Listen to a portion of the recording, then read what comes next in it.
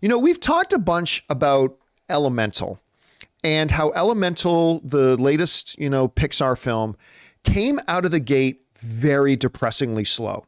Like so slow that a lot of people thought, including me admittedly, thought this is going to be a massive flop because it just did not make any money coming out of the gate, which was really unfortunate because to me, Elemental was quite wonderful, actually. It was really, really good. I enjoyed it a hell of a lot. And it had charm. It was funny. It was one of the very few animated feature films that was a legit rom-com, but at the same time, it was an immigrant story. And I just thought it was wonderful. Like not top 5 best Pixar ever, but really, really wonderful.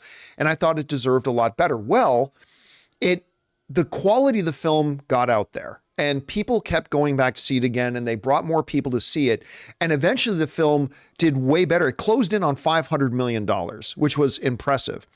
Well, now that success has carried over to its debut on Disney Plus because it not only broke the record for the biggest debut of the year, it absolutely shattered it. This comes to us from The Hollywood Reporter, who said the following. The slow burn life of Elemental continues. The film landed the top streaming debut for a movie on Disney Plus so far this year, the streaming service announced on Monday. That follows Elemental's box office journey, which began inauspiciously with a record worst opening for a Pixar film, only for the film to have strong legs and ultimately earn $484 million globally. Now, according to Disney, Elemental had 26.4 million views, or to put it another way, viewing time equivalent to that many complete showings of the movie. Now, here's the other neat thing about this. They did have the number 1 debut of the year was Little Mermaid at 16 million views in the first 5 days. 16 million views was the record for Disney Plus this year. Elemental did 26.4. To put it into more context, Ahsoka debuted.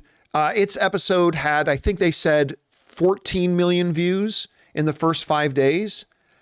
And that's a very popular series with a lot of people right now.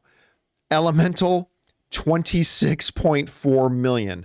So it kind of shows us that the word got around about this movie, that ultimately quality does win. Guys, we want to take a second to thank a sponsor of today's video, Rocket Money. Did you know that the average person has around 12 paid subscriptions and they might not even remember to subscribing to half of those? If you have no idea just how much you're spending each month, you need Rocket Money. It's this great app that tracks all of your expenses so you know exactly where your money is going. I recently just found out that over 80% of people have subscriptions that they've completely forgotten about. Seriously, think about how many free trials you subscribe to that you just probably never canceled. And that's why I'm such a big fan of Rocket Money, because I was one of those people. When I signed up to Rocket Money, I was stunned to find out that a gym I had belonged to in another city I lived in, I had still been paying my dues to for over 2 years. Also, that music subscription service I use, I forgot I was subscribed to 2 other ones. That's where Rocket Money comes in, because Rocket Money is a personal finance app that finds and cancels your unwanted subscriptions, monitors your spending, and helps you lower your bills all in one place. With over 3 million users and counting, Rocket Money customers have saved on average of $720 a year. So stop wasting money on things you don't use. Cancel your unwanted subscriptions and manage your money the easy way by going to rocketmoney.com/Campea. That's rocketmoney.com/Campea. rocketmoney.com/Campea.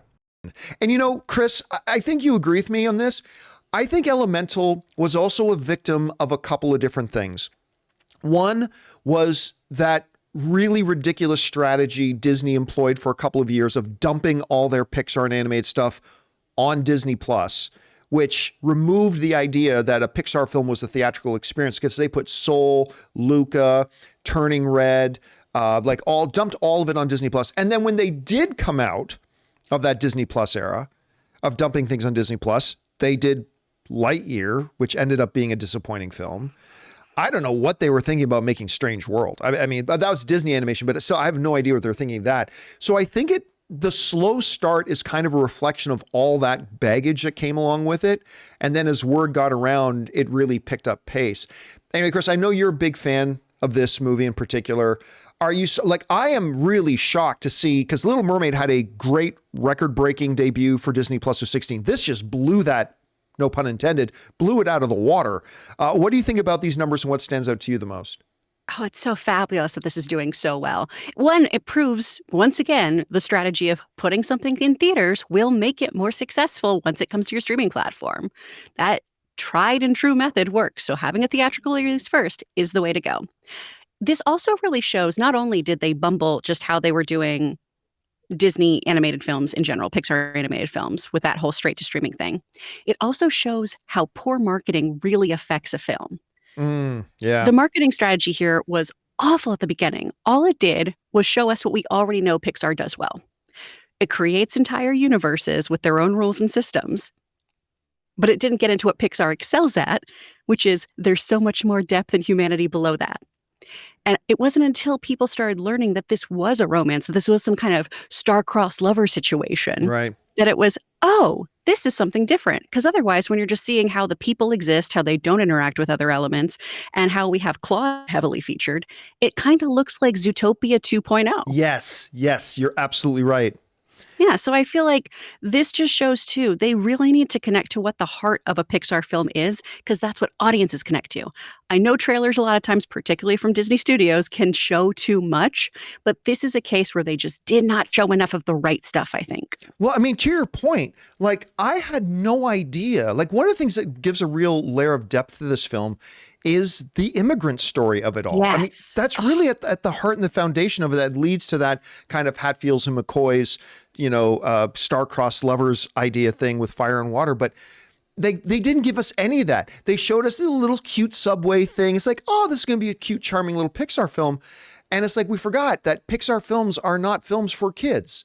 They are kid-friendly, but they are for everybody of every age and different experiences and stuff like that. And it was a much richer movie. You're absolutely right, than the ad campaign kind of led us to believe it was going to be. So anyway, guys, what do you think about that? I mean, this record-setting kind of launch from them, blowing things like Ahsoka, a very popular Star Wars thing, Little Mermaid, which had the top spot at 16 million. Absolutely incredible. What do you attribute it to? Whatever you guys think, jump down into the comments and let us know your thoughts there. Hey guys, thanks so much for watching this video. Make sure you like the video, leave a comment, and subscribe to our channel. And don't forget, we have a daily podcast called the John Campea Show podcast, available on Apple Podcasts, Spotify, or your favorite podcasting app of choice. Go and subscribe to it today so it'll be there when you need it.